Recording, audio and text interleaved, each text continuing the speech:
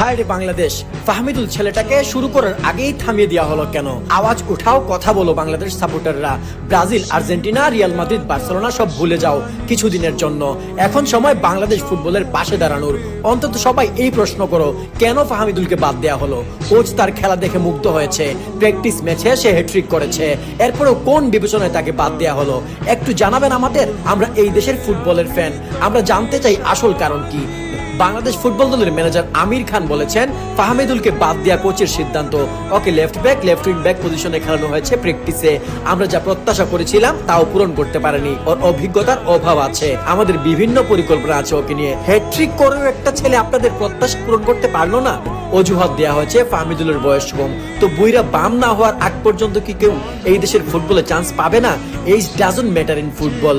বয়স ম্যাটার করলে রোনালদো বাদ পড়তো, আবার লামিন এন্ড্রিকো ফুটবলে আসতে পারতো না। তাই এই লেম লজিক বাদ দিতে হবে। বাফুফের সভাপতি তাবিথ আউয়াল ভাইকে আমরা সমর্থন জানাই।